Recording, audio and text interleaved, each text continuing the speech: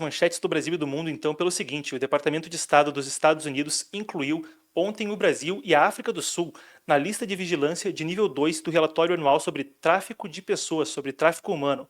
Segundo Washington, esses dois países, novamente Brasil e África do Sul, não demonstraram progresso suficiente no combate ao tráfico sexual, ao trabalho forçado e outras formas de escravidão moderna. O secretário de Estado Marco Rubio disse que o tráfico, aspas para ele, enriquece organizações criminosas e regimes imorais. A medida também acontece em meio claro às notórias tensões diplomáticas entre os Estados Unidos e o Brasil, também entre os Estados Unidos e a África do Sul.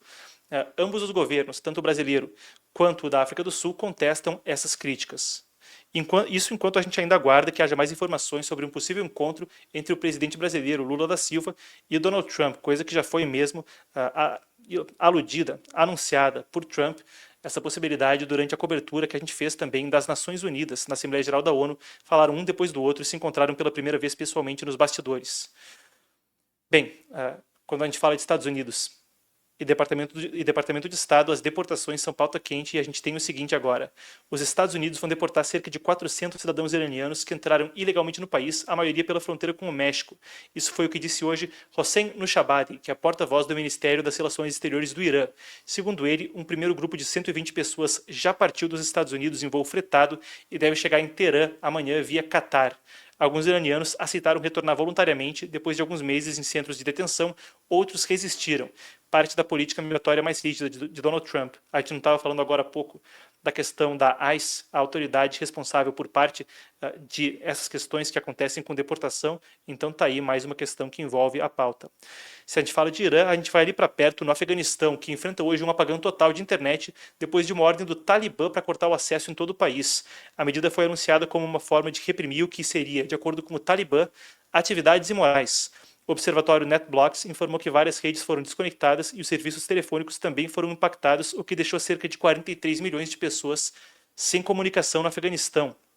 Os afegãos no exterior também disseram que não conseguiam falar com familiares, enquanto os voos que estavam chegando em Cabul, a capital do país, foram cancelados. Lembrando, o Talibã retomou o controle do país depois da retirada das tropas americanas em 2021, um dos momentos inaugurais do governo de Joe Biden, que foi também muito criticado pela oposição, pela forma como aconteceu, deixando para trás uma quantia vultuosa de equipamentos militares que depois foram tomados então pelo Talibã e que remodelou a governança na região. 43 milhões de pessoas sem internet, então. O ministro das Relações Exteriores de Taiwan, Lin Chialan, defendeu na segunda-feira, ontem, numa cúpula de segurança que acontecia em Varsóvia, que a Europa devia se unir à ilha diante de ameaças comuns de regimes autoritários. No discurso, então, ele citou China, Rússia, Irã e Coreia do Norte como parte de, aspas, um eixo de instabilidade contra a ordem internacional. O ministro das Relações Exteriores de Taiwan comparou os ataques híbridos da Rússia à Ucrânia com a pressão chinesa sobre Taiwan, incluindo ataques cibernéticos e exercícios militares, pediu maior cooperação econômica e falou do papel estratégico dos semicondutores. Lembrando, a relevância de Taiwan, quando a gente fala da questão da possibilidade de uma invasão da China, está em muitos campos, não só no simbólico. Existe ali um motor de produção de chips, de semicondutores, de tecnologia de ponta e também daria a Pequim, ao Partido Comunista Chinês, acesso, sem passar por radares americanos, a águas profundas. Isso aumentaria a dissuasão nuclear, significaria essencialmente que, sem passar por qualquer radar, ou dos Estados Unidos ou de um aliado, poderia estar com submarinos nucleares em águas profundas e aumentar sua capacidade de ameaçar os Estados Unidos no Pacífico. Já que a gente está falando de tensão internacional e de guerra, coisa que insiste em estar nas notícias, o chanceler alemão Friedrich Merz também declarou ontem em Düsseldorf que a Europa não está nem em guerra, mas também não está mais em paz com a Rússia. Segundo ele, o conflito de Moscou é dirigido contra a democracia e a liberdade do bloco europeu, com o objetivo de enfraquecer a sua unidade, foi o que disse o chanceler alemão. E disse também que defendeu a decisão da União Europeia de liberar os ativos russos congelados para financiar o esforço militar da Ucrânia. Se você não está com tanta clareza sobre isso, confere o corte do programa de ontem que está aqui no canal, aquele que tem na miniatura, na thumbnail, na imagem de capa, mega ataque russo, vale a pena, vai trazer mais detalhes. E chegando então ao Brasil, a gente tem o seguinte, o tal do escândalo do metanol. O governador de São Paulo, Tarcísio de Freitas, confirmou hoje a morte de 5 pessoas por intoxicação por metanol, uma delas comprovadamente ligada ao consumo de bebida alcoólica adulterada. Outras 4 seguem em investigação. Segundo a Secretaria de Saúde do Estado, são registrados 22 casos suspeitos e confirmados da substância.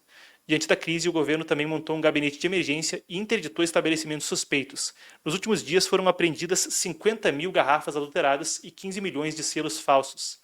Polícia Federal também investiga se a origem do metanol estaria ligada ao primeiro comando da capital, a organização criminosa, o PCC. Tarcísio disse que não tem evidências de ligação com o grupo criminoso, mas, paralelamente, na Rússia, já que a gente estava falando disso, a gente tem a seguinte informação. 25 mortes nesse mês devido ao metanol em vodka. Vodkas adulteradas, então, também com esse problema. Mas, claro, não foi divulgada qualquer ligação entre os casos. Muito bem, a gente fica, então, com as nossas manchetes do Brasil e do mundo para encerrar o problema e manter você, como a gente busca sempre ter, atualizado, informado, inspirado e conectado com o Brasil, a luz do mundo, ou agora, a luz da história. Como sempre, pessoal, foi um prazer e uma honra. Eu não sei se a gente já chegou a 450 mil inscritos, mas ia ser demais a gente encerrar a transmissão tendo esses números, hein? Deixa eu ver aqui, vamos lá. Quantos faltam? Pera lá, tô tentando ver aqui em tempo real. Pessoal, estamos a centenas, assim, é coisa muito pouca. Vamos encerrar a transmissão com 450 mil para ficar redondo? É coisa pouca, pessoal. 200. Tem muita gente aí que não deve estar inscrita. Vamos lá, então, para a gente encerrar com 450 mil e fechar o dia com chave de ouro. Começar a falar isso, o pessoal não só não se inscreve, como sai da live. Complicado. Mas lembrando que, para você que já é inscrito, a gente está com promoção. Você que estiver assinando e tendo acesso ao conteúdo premium, por menos de R$1 por dia, vai estar ganhando acesso a esse livro de graça e com frete grátis na sua casa. Essa é a única forma de ter a edição com capa em alto relevo aqui. Ó, vocês estão vendo aqui na luz, né?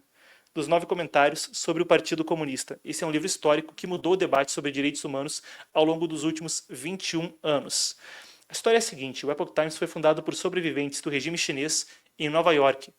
Eles viram parentes e familiares sendo perseguidos meramente por sua crença, por praticar a disciplina de meditação chamada Falun Gong, brutalmente perseguida desde 1999 na China. Um caso que a gente já cobriu aqui em profundidade.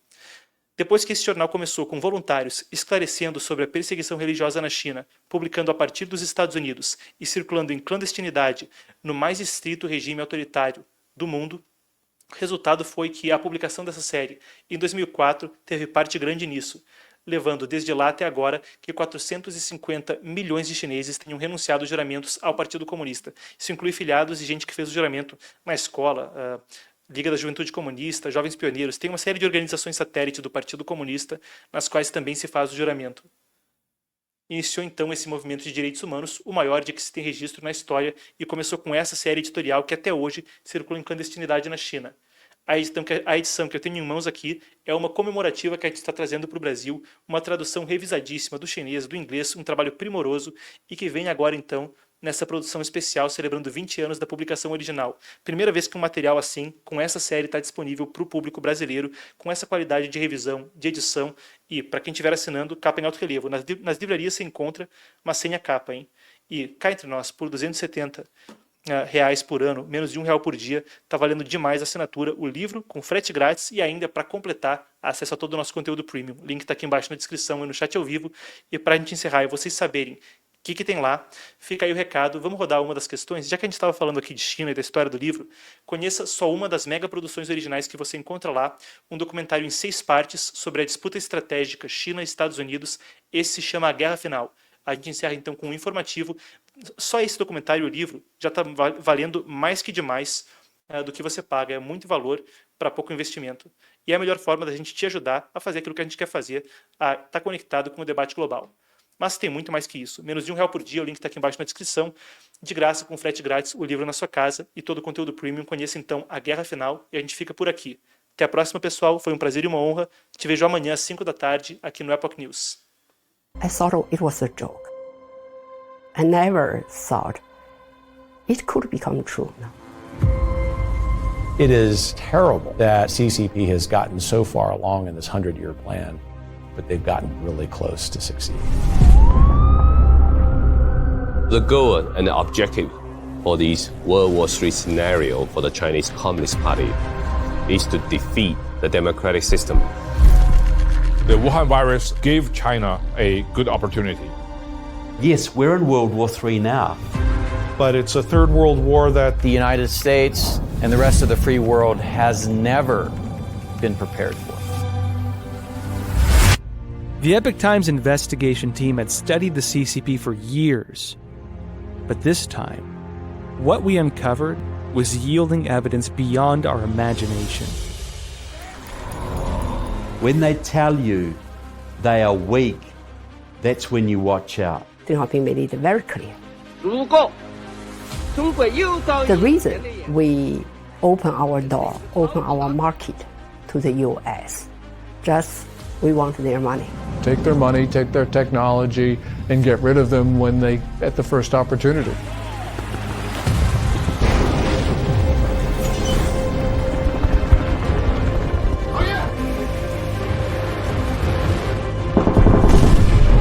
This is the most ambitious regime in history. Sooner or later, we are going to defeat America. We face the prospect of becoming a U.S. system with Chinese characteristics in the not too distant future. Destroying the free world and your life, your happiness, and your children's future. We must live, you must die. This is straight out of the communist playbook. We are giving of our life's blood so that the Chinese Communist Party can survive and thrive.